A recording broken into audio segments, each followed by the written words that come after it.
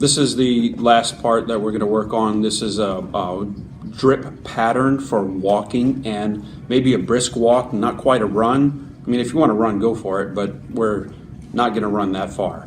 So what we're looking for here is to see the difference in how the blood droplets fall and what happens. This is where you get into the physics. This is where you get into some of the observation skills. This is where you start to use all the information that you have put together. So we have to do this, but there's a couple of things. I'm going to show you outside. We're going to set up the lab, and you're actually going to see it done a little bit. But first of all, you have to use the drip blood in the little container like this. There's two different kinds. There's drip and projected. And there's also the transfer blood. We're sticking with the drip.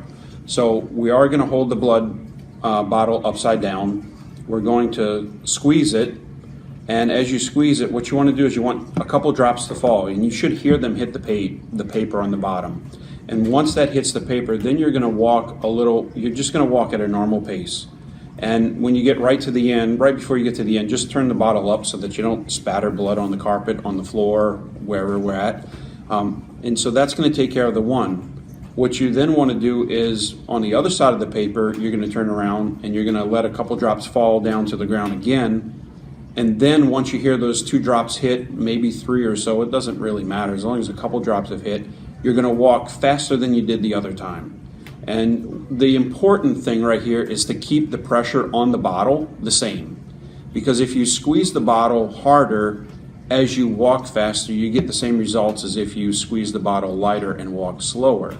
So you don't want to confuse those results. So try to get the squeeze, the drip rate or the flow rate out of the bottle approximately the same, and just walk a little faster, and you'll see the marked difference there. You're going to then look for some spines and some satellites and things of that nature to help identify which way the direction was. And you'll see those once you actually complete this lab. Okay, so with the magic of TV, we found our way outside in the hallway. And what we're going to do is we have blood droplets. So I'm going to hold the blood droplets about waist height or so. And what I'm going to do is I'm going to listen for the two drops to fall, maybe three, and then I'm just going to start walking, keeping the pressure on the bottle the same. So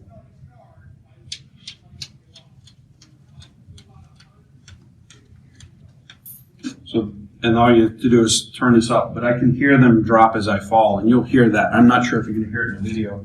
So on this side, I'm going to do the same thing, but I'm just going to walk faster.